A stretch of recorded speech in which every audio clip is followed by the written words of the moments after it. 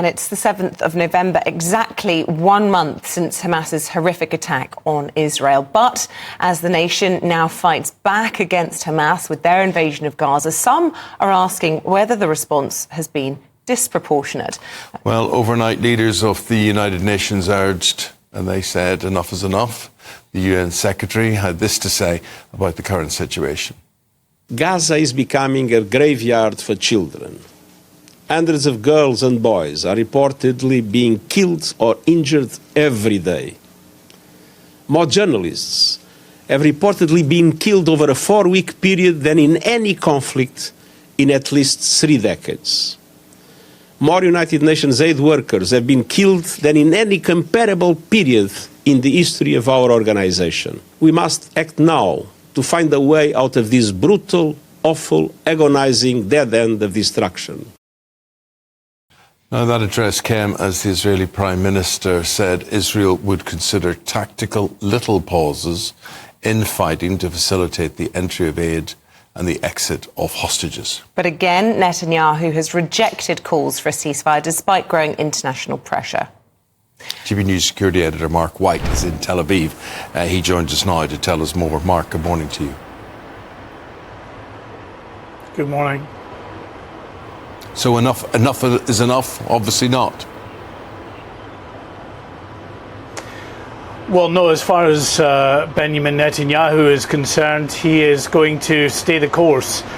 He is not going to order a ceasefire until he has, and the Israeli military has, achieved its goal of destroying Hamas, or at least degrading it to such an extent that it no longer poses a threat to Israel.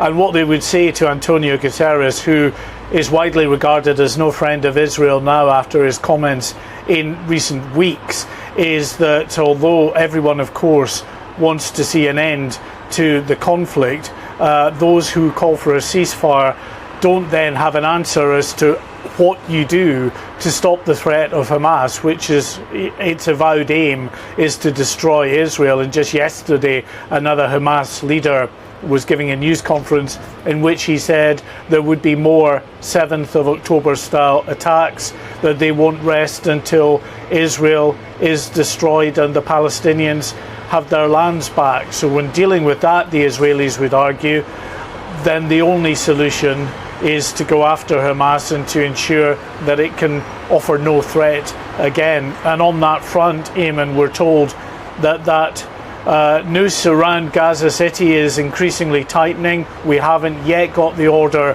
for that main ground assault into Gaza City, but that will be the bloodiest battle of all. It's been horrific thus far, heading down from the northern Gaza border towards Gaza City and south of Gaza towards the coastline.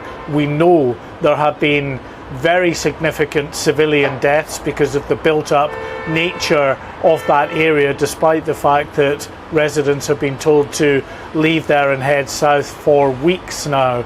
I think in terms, though, of the pressure that Israel is feeling from the international community in terms of humanitarian pauses, it's clear that is having an effect, because what Israel has done now for the last 3 days is to allow a corridor south for 4 hours a day on the Salah ad-Din highway, that main route from northern Gaza down into southern Gaza, to be open to try to encourage people to leave the north of Gaza and head south. The difficulties they've had is they say they've come under fire from Hamas every time they try to do it.